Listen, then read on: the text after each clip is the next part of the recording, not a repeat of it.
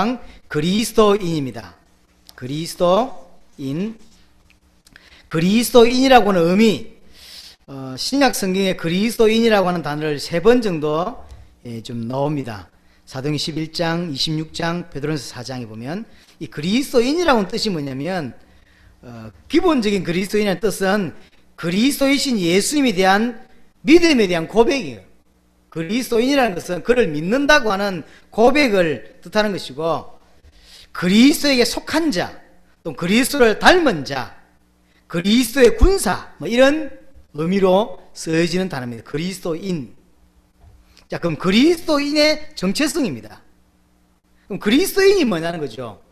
그리스도를 닮았다고 말하고 그리스도에게 속한 자라고 말했는데, 그리스도를 고백하는 자인데, 이 사람이 정체성, 그리스도인이라는 게 어떤 사람을 말하냐. 로마서 1장 6절에 보니까 너희도 그들 중에서 예수 그리스도의 것으로 부르심을 받은 자니라. 그리스도의 것이라는 거죠.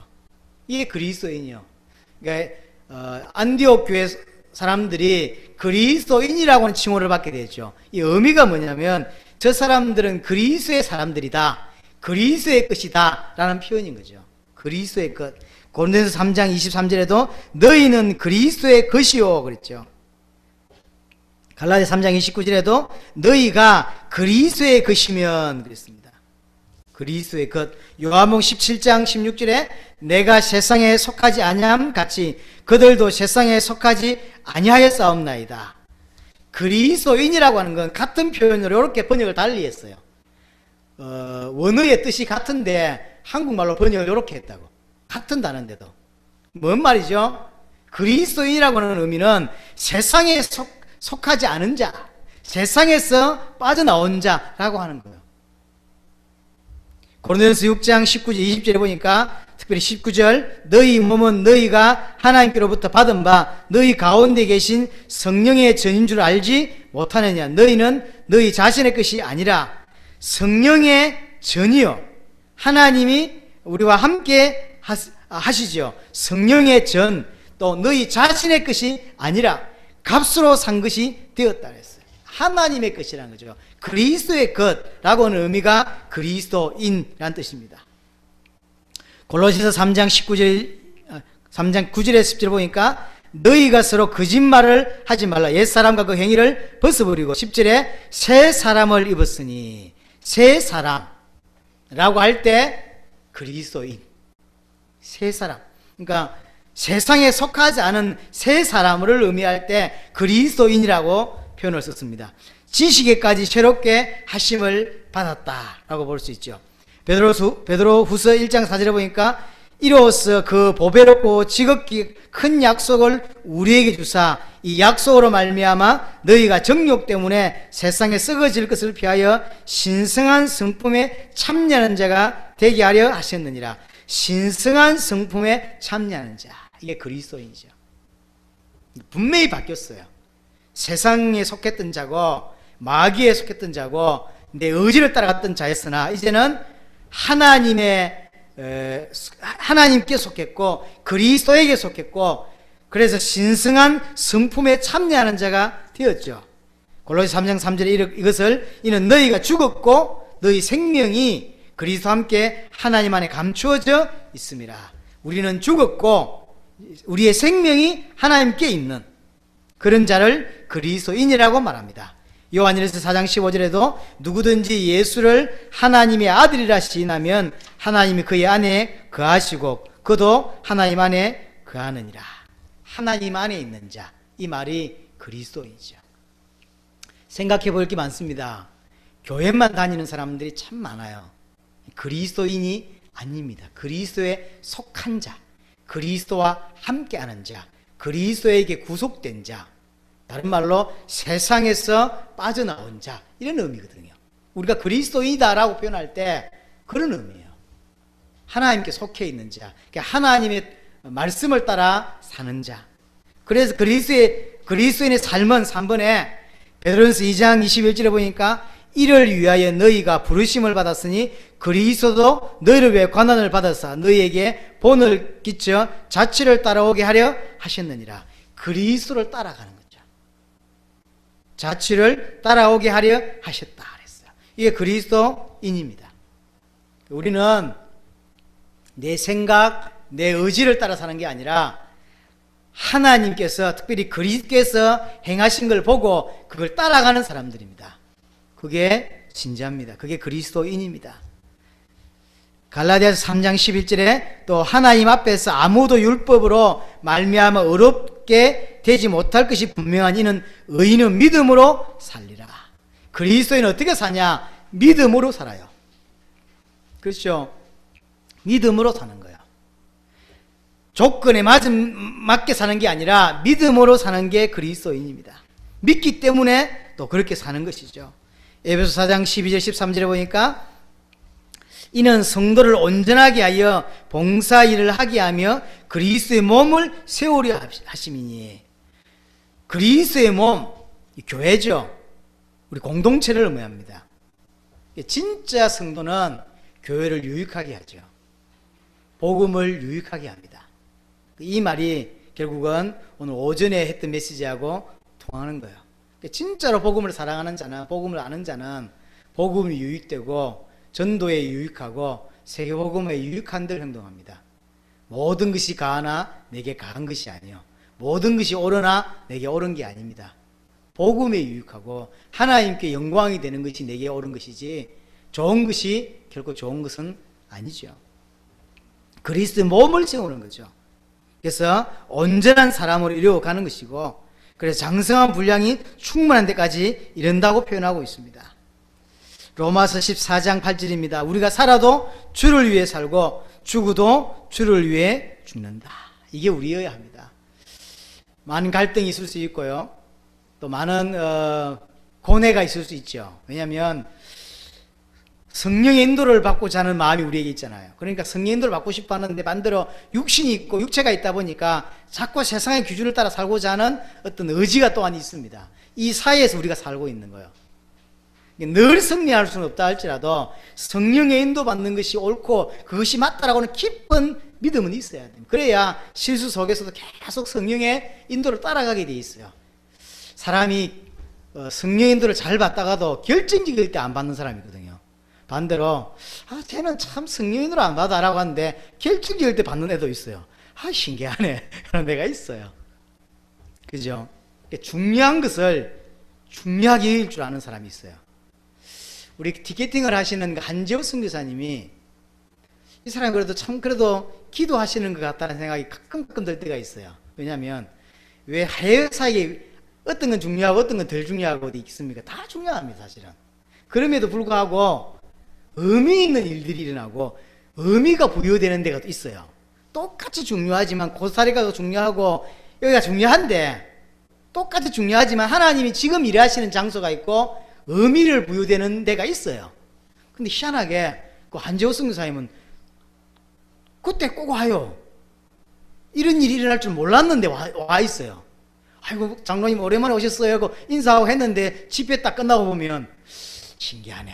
장로님이 혹시 딱 그럴 때만 아주 우리가 중요하다고 강구 안 했어요. 안 했는데 그게 와 계세요. 야, 저분 특이하다 이런 데가 있어요. 처음에는 몰랐어요. 왜냐면 늘 오시는 게 아니야. 자기 직장이 있다 보니까 늘 오시는 게 아니에요. 그런데 중요하다고 생각되는 집회가 있거든요.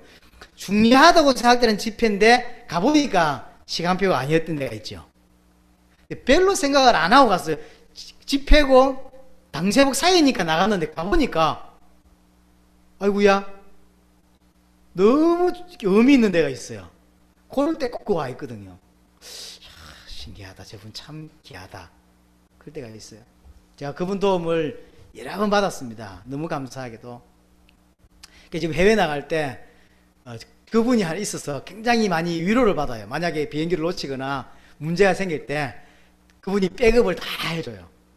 다 해주고, 한 분은 비행기를 내렸는데 이렇게 몇 분에 가서 비행기를 갈아타면 돼요. 근데 장로님께 카톡이 온 거예요. 단체 카톡이. 비행기가 출발했다고. 시간이 안 됐는데 왜 출발해? 말도 안 됩니다. 그랬더니 알아보라는 비행기 출발해. 본인이 앉아서 사무실에서 비행기 출발했는지 안 출발했는지 다 파악하고 있는 거예요. 우리 지금 그림을 다 알고 있는 거예요. 그 확인해 보니까 비행기가 갔대. 그럼 우리가 늦게 도착했냐? 그것도 아니요. 그 비행기 가고 없는 거죠. 이런 걸 다 준비를 이분이 다 백업을 다 해줘요. 지난번 사역 그 세 나라 사역 마치고 한국으로 귀국하는데 일본에서 미국에서 공항에서 16시간인가 18시간인가를 머물러 했어요.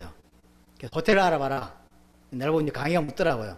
목사님, 이게 자기도 애매하고 안 자기도 애매한데 애매합니다. 어떻게 하면 좋겠습니까? 그래서 호텔을 한번 알아봐라. 그래서 나갔을 때 호텔가 그 공항 안에 호텔이 있을 거니까 한번 알아봐라 했더니 나가면 택시를 타고 40-50분 이상을 가야 호텔이 있는 거예요. 찾기가 힘들고 그 공항 안에 호텔이 있는데 너무 비싼 거예요. 우리 3명이 자야 되잖아요. 자매가 하나 있었지만 그래도 혼숙을 하기로 하고 우리는 바닥에 자고 자매를 이렇게 베드에 재우고 우리 강하고 둘이는 바닥에 잘 생각하고 그래 방 하나를 알아봤는데도 너무 비싸요. 우리끼리 모여서 이야기해서 야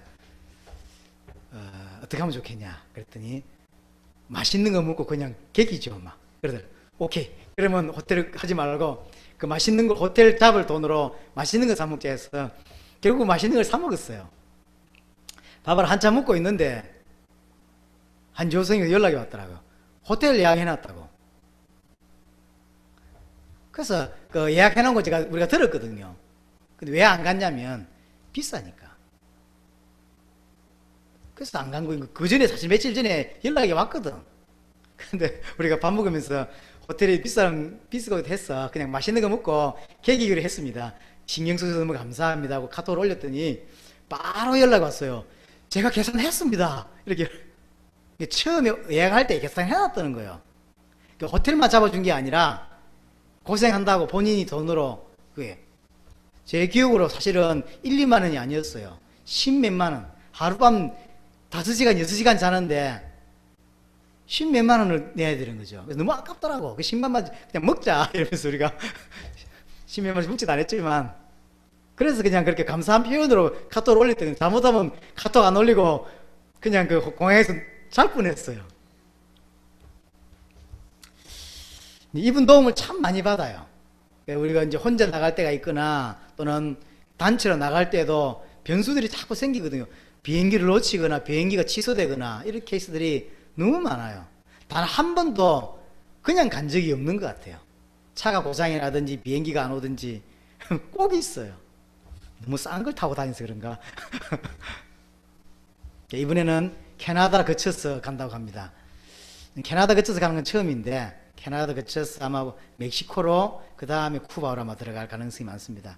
다이렉트로 쿠바까지 들어갈 수 있는지는 잘 모르겠는데 기도해 주시기를 바라고요. 여하튼 이 성령의 인도를 이렇게 마음에 성령의 인도를 받아야 된다고 하는 사실을 아는 자, 그걸 믿는 사람은 계속 받으려고 몸부림을 친다니까요. 그렇게 살게 되어 있습니다. 고린도서 5장 15절에 우리가 잘 아는 부분입니다. 그가 모든 사람을 대신하여 죽으심은 살아있는 자들로 하여금 다시는 그들 자신을 위해 살지 않고 오직 그들을 대신하여 죽었다가 다시 살아나신 이를 위하여 살게 하려 함이라. 어떻게 사냐면 주를 위해 사는 거죠. 나를 위해 죽었다가 살아나신 이를 위하여 삽니다. 이게 신자죠. 마태복음 16, 24절에는 예수께서 제자들에게 이르시되 누구든지 나를 따르려거든 자기를 부인하고 자기 십자가를 지고 나를 따를 것이니라. 자기를 부인하라 그랬어요. 그리고 자기 십자가를 지라. 이 사람이 예수 믿는 사람이에요. 자기 육체를 위해서 예수 믿는 게 아니요 주와 복음을 위해서 사는 자가 예수를 믿는 거죠. 로마서 12장 1절에 2절에 보니까 그러므로 형제들아 내가 하나님의 모든 자비하심으로 너희를 권하노니 너희 몸을 하나님이 기뻐하시는 거룩한 산 제물을 드리라. 그래서 주일날만 신자가 아니라 주일날도 똑바로 예배를 안 드리는 사람은 많지만 주일날뿐만 아니라 모든 평일도 주일이요. 하나님의 날입니다. 내 날이 아니고 주의 영광을 위해서 내게 허락된 날이요. 왜 오늘 태양이 또 올랐냐라고 굳이 말하자면 주님이 우리가 주의 영광을 위해 살 수 있도록 또 하루를 허락하신 것이고 당세복을 진행할 수 있도록 또 하루를 허락하신 것입니다. 그것이 우리의 믿음입니다. 또 믿음이어야 되고요. 이게 그리스도인입니다. 여러분이 안디옥 교회가 그리스도인이라고 한 삶을 살았고 그렇게 별명이 붙여졌습니다. 그 은혜가 저 여러분들에게도 동일하게 있기를 바랍니다. 아멘. 우리 오전에도 기도했습니다. 우리 한번 기도하고 마무리 짓습니다. 첫째는 오전 메시지, 오후에도 메시지를 했는데 일주일 내에 말씀을 붙잡는, 또 말씀을 묵상할 줄 알고 말씀을 가까이 하는 시간이 되도록 말씀을 붙잡고 기도하시고, 두 번째는 가정과 자녀를 놓고 기도하십시다. 여러분 개인이 중요하고 또 가정이 중요합니다. 내게 기도하라고 붙여진 자녀들이고 가정입니다. 기도해 주시고, 세 번째로 여러분들 전도 대상자들을 위해서 기도하시고, 네 번째로 6월 사역을 두고 기도합니다. 지금 베네수엘라에 진행되는 사역, 그 다음에 6월 13일 날 저희들이 출국해서 15일부터 28일까지 29일까지 아마 사역이 될 것 같습니다. 30일에 도착을 해야 되니까 아마 그리 사역이 될 것 같습니다. 이 사역을 두고 아마 저도 상당히 기대가 됩니다. 1년 반 전에 쿠바에서 국가적인 전도운동을 했고 거기에 대한 결과들을 보고를 받았지만 사실을 지금 어떻게 되어 있는지는 가서 보고 싶은 거죠. 제자들을 만나보고 싶고, 어떤 사람은 떨어져 나갔다 그러고 어떤 사람은 새롭게 유입됐습니다. 그래서 지금 남미에, 쿠바에 어떤 일이 벌어지고 있는지, 제일 최근에 저희들이 보고받은 게 현재 쿠바에 9,300개 말씀 운동이 열렸다 그랬거든요. 쿠바 전체에 9,300개 말씀 운동이 열려 있어요. 그게 지금 쿠바입니다. 말이 안 되죠. 어떻게 9,300개가 열렸을까, 그 짧은 시간에. 물론 우리가 생각하는 정도의 말씀 운동은 아닐 거라고 생각하지만, 그래도 9,300군데에서 뭔가가 일어나고 있다는 거죠. 뭔가가 진행되고 있어요. 우리가 상상할 수 없는 일이죠. 어떻게 그 단기간에 저런 일이 벌어졌지? 하나님이 하신 거예요. 하나님이 행하신 거죠. 이런 여러 가지를 두고 우리 통성으로 한번 기도하도록 하겠습니다.